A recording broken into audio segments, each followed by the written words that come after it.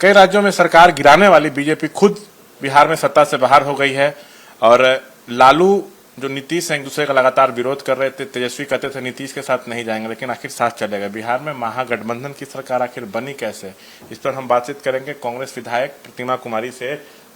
तेजस्वी कहते थे हम नीतीश के साथ नहीं जाएंगे, नीतीश तेजस्वी पर निशाना साधते थे, लेकिन बिहार में बीजेपी खुद सत्ता से बाहर हो गई जो दूसरे राज्यों में सरकार गिराया करती थी।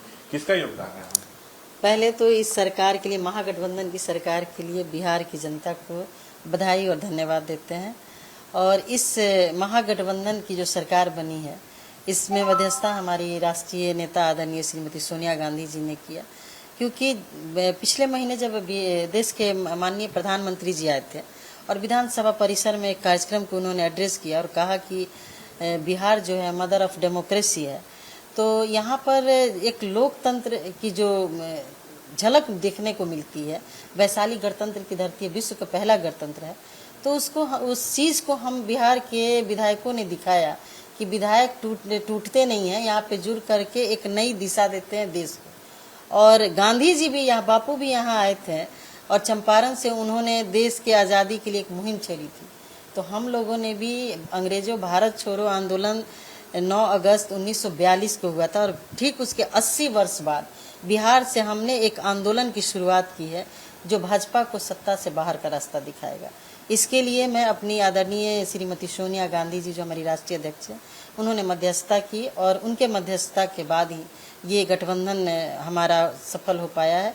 और हम सबको बधाई देते हैं और पूरा भरोसा दिलाते हैं कि इस गठबंधन को हम लोग बहुत मजबूती के साथ बिहार में जनहित में काम करेंगे और 2024 में इसका परिणाम सुखद होगा। मतलब सोनिया गांधी ने नीतीश कुमार से फोन पे बातचीत की, लालू जी से बातचीत की, तब जाके फिर संभव हो पाया? बिल्कुल, देखिए आदरणीय लालू जी और सोनिया जी का जो एक कमिटमेंट है वो हर परिस्थिति में दोनों साथ रहते हैं।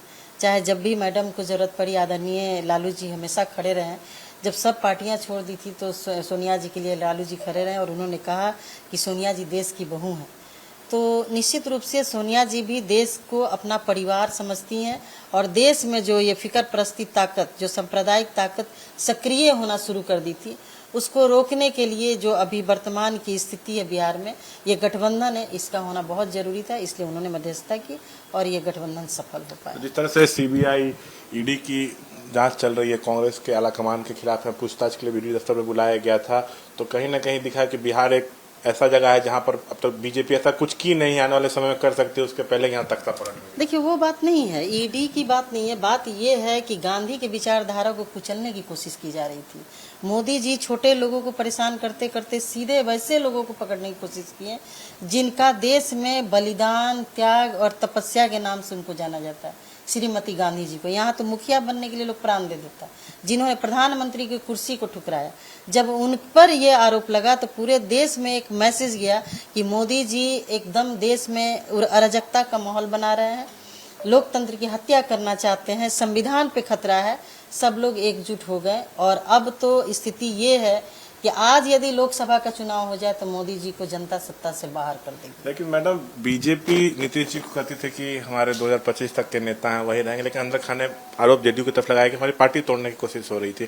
तो एकाएक नीतीश ने इतना बड़ा डिसीजन लिया महागठबंधन में आने का, एनडीए छोड़ने का, तो कहीं ना कहीं सोनिया जी से बात से प्रभावित हुए सोनिया जी ने मनाया तब। देखिए वो तो बात है ही, लेकिन आदरणीय बिहार के मुख्यमंत्री माननीय नीतीश कुमार जी वो खुद ही सेकुलर हैं और सबको लेके चलने वाले लोग हैं। उनको सब लोग विकास पुरुष के नाम से जानते हैं, भाजपा के लोग ने नाम दिया। अब सत्ता से निकलने के बाद ही तरह तरह का आरोप लगाना शुरू कर दिया। कांग्रेस के लोगों ने कभी माननीय नीतीश कुमार जी पर कोई आरोप नहीं लगाया। तो इनका नेतृत्व एक कुशल नेतृत्व है और निश्चित रूप से हम लोग बहुत अच्छे से बिहार के विकास के लिए काम करेंगे। और मैं फिर कहती हूँ कि इसका परिणाम 2024 में सुखद होगा और पूरे देश से भाजपा का सफाया होगा। एक आखिरी सवाल, तो कांग्रेस कोटे से कितने मंत्री होंगे, सोनिया गांधी डिसीजन लेंगी? देखिए हमारी चेयरपर्सन वो है, आला कमान वो है। हमारे क्या मंत्री और प्रधानमंत्री मायने नहीं रखता है, मायने ये है कि भाई देश में एक भाईचारा का माहौल रहे, लोकतंत्र कायम रहे और संविधान की रक्षा हो। उचित सम्मान कांग्रेस को तो मिलना चाहिए सरकार में। बिल्कुल मिलेगा और मुझे पता है कि मुझे पूरा विश्वास है कि सम्मान निश्चित रूप से मिलेगा। तो इस बात का खुलासा हो गया है कि आखिर कैसे बिहार में महागठबंधन की सरकार बनी।